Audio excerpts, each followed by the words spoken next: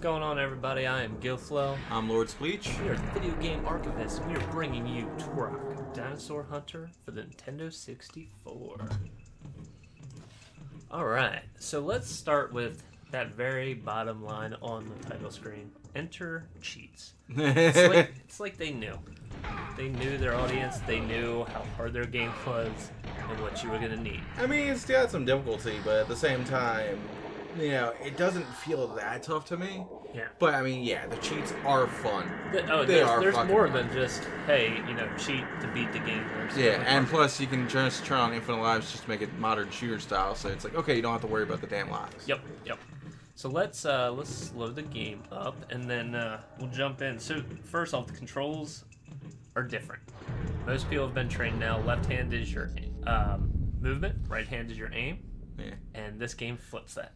Well, it was the N64 controller, and they decided, obviously, where all the buttons are on the right.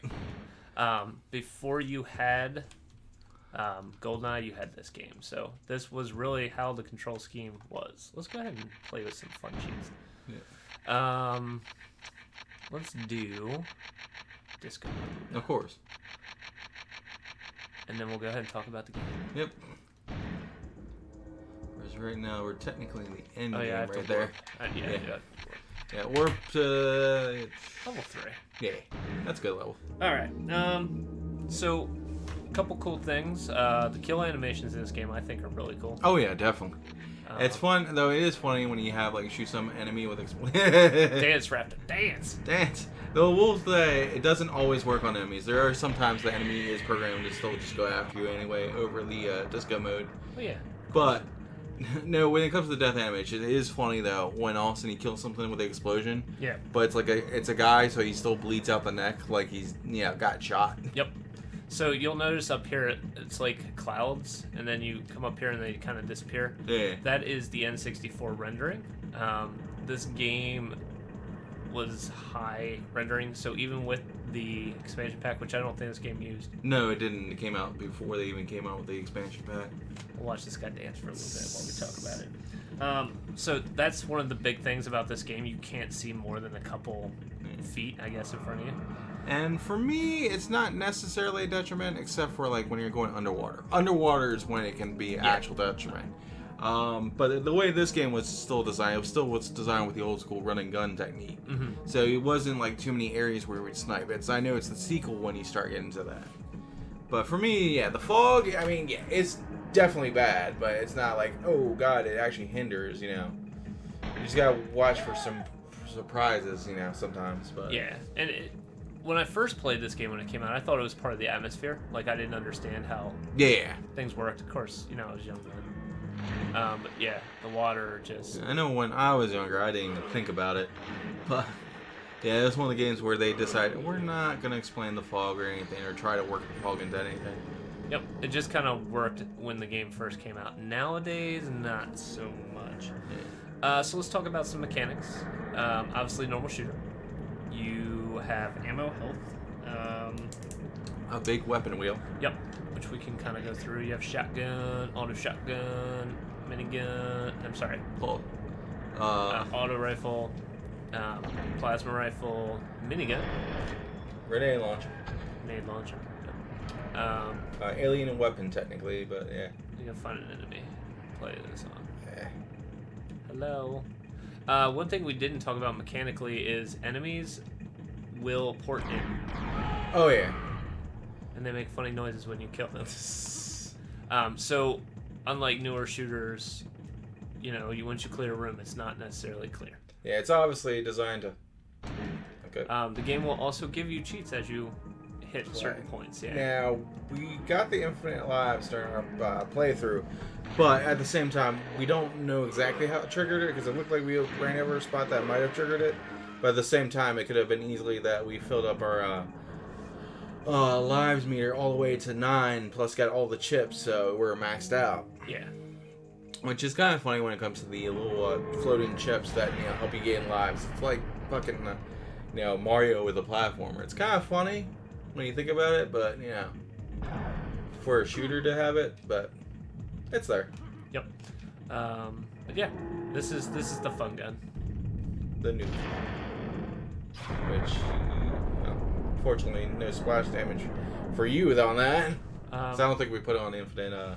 Yeah, I health. have it. It's turned on. Oh, you did turn it on? Okay. Yeah, it's turned on. So yeah, that's the guns. Well, not all of them, but yeah. But it's a lot of the more interesting ones. Also, you got the final weapon, which is a shame it's only 3 shots, but the way I think the final weapon's designed, which you have to collect 8 parts just to get access to it, and you only have 3 ammo for it, ever. Yeah. But it's definitely set up for the final confrontation, as I think it's only the final boss that's like it was designed to be the only effective. thing it was good against. Yeah, it could you could kill enemies with it, but it wasn't like multiple enemies. It usually was just the one enemy that the laser would auto target. Yeah. So obviously, I pulled up the keys map. Every level has keys you got to get. Each key is required to get to the next level. And the one on the far left there is your current after the weapon I have pulled up right now. And yeah, that's... Which I will say with level progression definitely encourages exploration. Yep. He is dancing. Yes, he is. All right.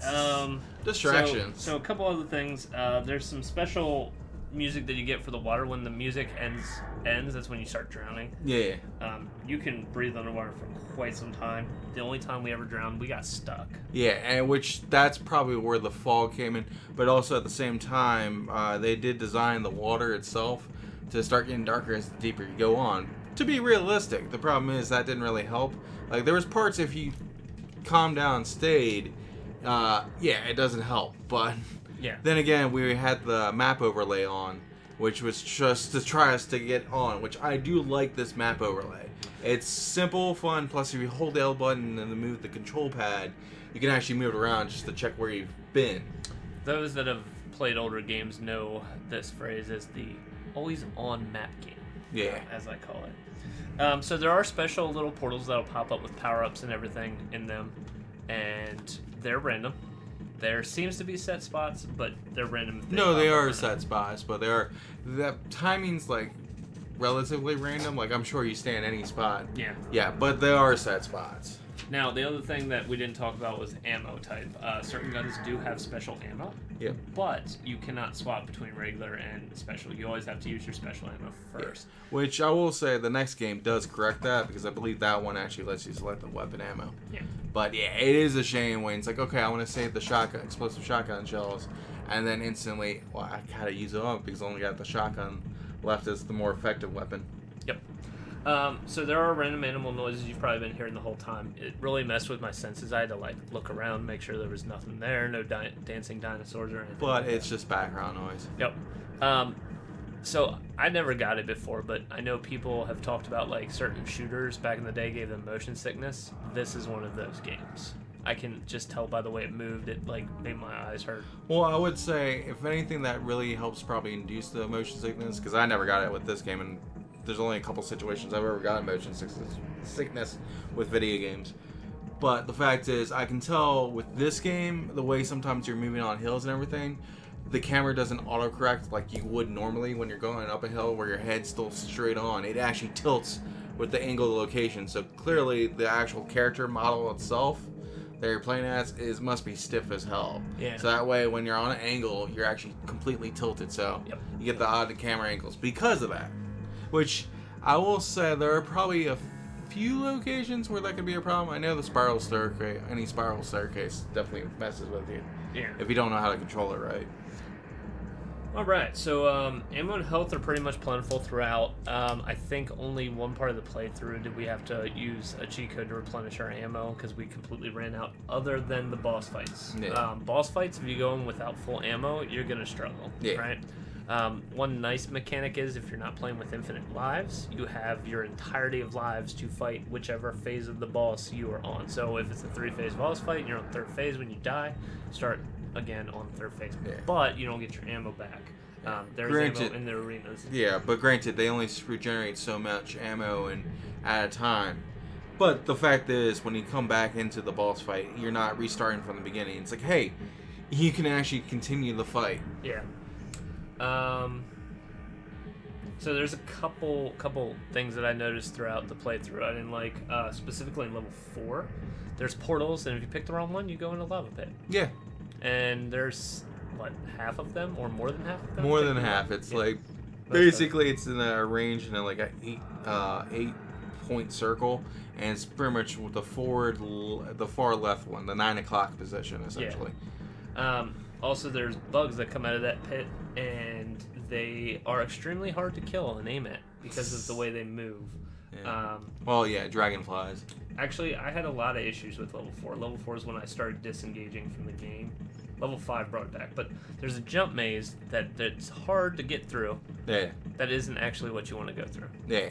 I will say, I mean, I know you were definitely complaining about level design, which is like, yeah, that's one where I can say that's bad level design. I can see where when it came to the 8-point teleporter circle, I will say it's a little bit more dickish and you expect more good portals out of it. Yeah. But the thing is, the whole optional maze is actually just the regular way to get out, not the way you want to get to a secret. Yep. So level 5 was really good, minus where the shockwaves hit, and that's the only part where we drowned because it was too dark to see. Yeah. The Mantis, though, the boss. That was a fair fight. It was a really good fight. Yeah, I will say the first boss surprised me. One, I forgot about that boss because his character design-wise is kind of boring because it's literally 2 Humvees with rocket launchers and guns, and one hunter guy, which I think he's called Long Hunter, but the fact is, it's like, I'm looking at him because he's throwing boomerangs. He's like, random Australia dude. Yep. Level 6 has seizure warning with it, and it's a straight line. It has some variant paths, but the variant paths are to just literally get the keys. Yep. The seizure is definitely for the lightning. Level 7 and 8, in my opinion, are a stupid shooter hard of this time period. I made the decision I was done with the game, and I turned on cheats, and we just basically flew through it. Yeah, which I mean I understand, but I do remember as a kid, because I don't remember beating the final boss without cheats. But I remember playing the 7th and 8th levels, and I do remember actually going through it fairly. I wasn't turning fly mode on all the time. It's possible. It is a push, but it's not. To me, it was an unfair push. Like, it wasn't a, hey, you beat this room, now try to push through the next room and die. That sort of thing. You had some ground, like you were pushing through to each checkpoint, but it wasn't such unfair. Look, it melted. So that's pretty much my notes on this game. If we're ready, we can move on to the actual ratings. Yep. All right, cool. So how we rate a game? 50 and below is bad. 50 and above is good to perfect. 1 being, of course, Superman 64. Foreshadowing. And 100 would be perfect. I didn't put a game on there, but there's only one game that I think will get a score close to that. Yeah. So let's go ahead and talk about when it first came out. So this was the shooter to get when you first got your N64. GoldenEye wasn't out yet. It was out a year later with GoldenEye. For the time period, it was really, really well done. And also surprising with this for a shooter, it's like N64 is the shooter system back in the day before you got to the PS2, Xbox, the original Xbox era. The Xbox took it. But the fact is, this came out on N64 first. It didn't actually come out on PC until like a few months later, which is surprising. A long time, yeah. And it didn't come out on any other system until much, much later on. Yeah.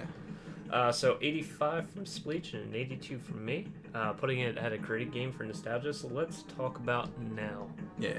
Because we differ in opinion. No, definitely. So you gave it an 82, only taking 3 points away. I gave it a 67. Yeah. That's a huge, huge. Oh, definitely. I took 16 points away from this game. And like I said, I think that the fog really hinders it. The spawning enemies, like everything about the game right now on the N64, it's okay. Yeah. Well, for me, it's just basically the reason why I didn't drop it so bad. It's just because in general, it's like, okay, the fog doesn't bother me too much. It's not too many situations. Now, when you go underwater and then when it gets cloudy and everything, when you go deeper, that is bullshit. But for me, I would have knocked more points down if, you had the boss fights to the point where it's like, oh, when you die, you restart the fight even though you have multiple lives still. It's like, no, it kept it fair. It kept it so as long as you had lives. But you can, like I said, you have the fun cheats, which the cheats itself is, okay, you want to make the game a little easier once you earn the cheats, or back in the day, even then, it's like you had like tips and tricks magazines, which would have published the codes pretty fucking quick. Yep. And then, nowadays, game facts. Yep. So, yeah, and I mean, it gave you the codes, but that's why I didn't put it down any lower. Overall, though, it does come out as 79, which puts it right at that line of good going on to great games. Yeah. I just know in general, I think one of the big differences between you and me, though, is definitely the control scheme. Because it's ones to take used to, but it doesn't fuck with me like it fucks with you. Yeah, it was bad. It was really bad. Not to me.